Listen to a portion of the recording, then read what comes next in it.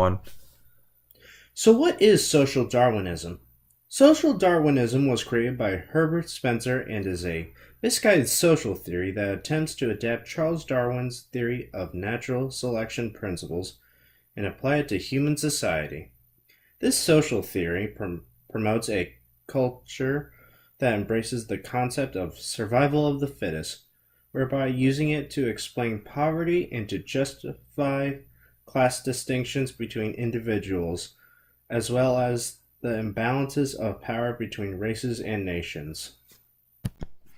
During the 1900s, social Darwinism was used to encourage human competition to oppose intervention in the natural human order.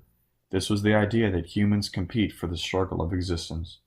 Though many social Darwinists saw that the competition between the many groups to be a normal part of evolution, it was also used politically to advocate laissez-faire capitalism, political conservatism, racism, and to discourage reform and intervention. The basic idea of social Darwinism is the luxuries enjoyed by the wealthy and powerful members of society are the result of their personal characteristics and traits evolved through natural selection. Those who did not possess these traits were seen as lesser people of society, and it was widely believed that it would be best for the human race to let these groups or individuals fall from society. The richest men currently at the time, also known as the robber barons, were a perfect example of men succeeding in the world of social Darwinism. These men include J.P. Morgan, Andrew Carnegie, John Rockefeller, and Cornelius Vanderbilt. Andrew Carnegie came to this country as a poor immigrant and used his connections and worked his way up the social ladder and became the owner of Carnegie Steel Company. J.P. Morgan is an American financier and banker. He greatly believed in social Darwinism.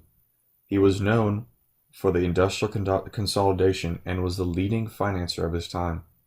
John D. Rockefeller was known for being the richest man in American history and founder of the Standard Oil Company. He believed that the growth of a large business is merely survival of the fittest. At a young age, Cornelius Vanderbilt worked with his father at a ferry service. After becoming a steamboat captain, he went into the business for himself and became one of the largest steamboat companies. He later shifted his focus to make the railroad industry more efficient. Colonialism was also seen as being natural as a way of life. This was marked by the exploration by a stronger country of weaker one because they saw others as being weaker and unfit to survive. This justified the seizing and use of the weaker country's land and resources to strengthen and enrich the stronger country.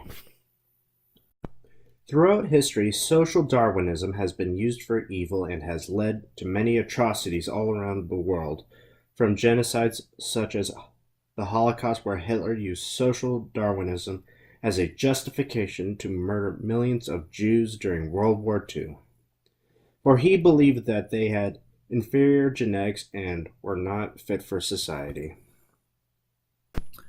In the end, social Darwinism is just a sociological theory that attempts to extend natural processes of Charles Darwin's theory of evolution into human social structures, whereby applying the theory of natural selection to social, political, and economic issues to justify imperialism, racism, and exploitative forms of capitalism. This has been used to justify eugenics programs that would eventually make the undesired genes of the unfit become extinct over time. After looking back into history and reviewing, we can determine that social Darwinism theory has been proven to be abominable, phony, and dangerous.